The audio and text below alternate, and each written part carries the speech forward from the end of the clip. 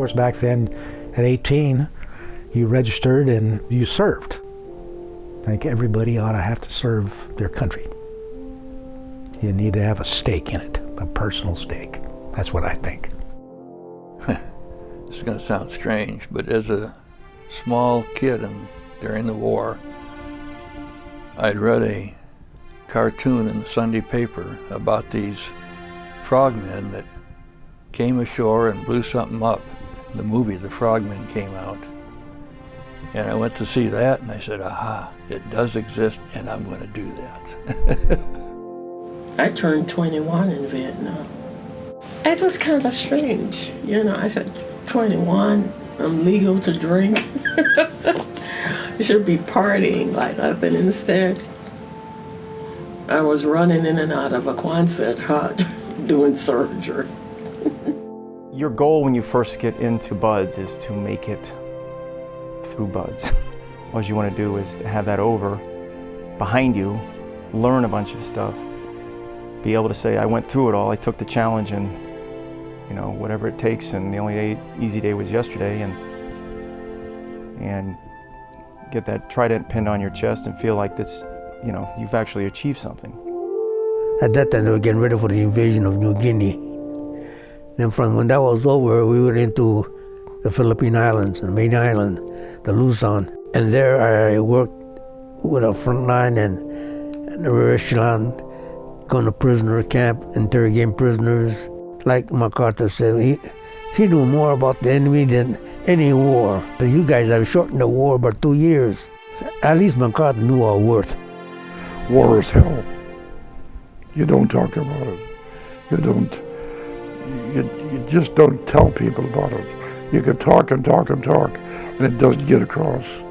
Once you see people die, all of a sudden, you begin to understand what war really is. We were preparing for a big offense, and they called it the May Massacre. We wiped out almost 100,000 Chinese. You couldn't even dig a foxhole. Every time you tried to dig a foxhole, you hit a body part. They were afraid of the 2nd Division more so than any other outfit there, because they said we were bloodthirsty. Unbelievable.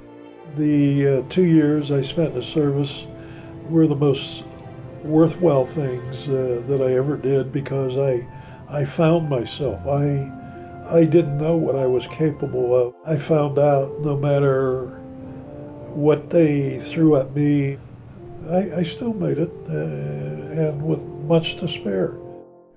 I was on the stern of my ship. I was gun captain. I saw this thing go into that little cloud, and all of a sudden, boom, 2 bombs hit the carrier just about that quick. I saw guys going 200 feet in the air. We followed it after they got the fire out, and they started either burying guys or just throwing them overboard, the dead guys. Was there anybody within your company that you looked up to, as far as any superior leaders who you that encouraged you? Yes, our company commander. When we invaded Corregidor, we met with a lot of resistance, and he said, that's the 503rd paratroopers giving us cover. We went up the hill, and we were safe. Then the paratroopers come flying in. Extremely proud. I've been able to serve my country, been able to represent the country, and being able to accomplish what's been accomplished as far as military service. We loved our country and was proud to serve.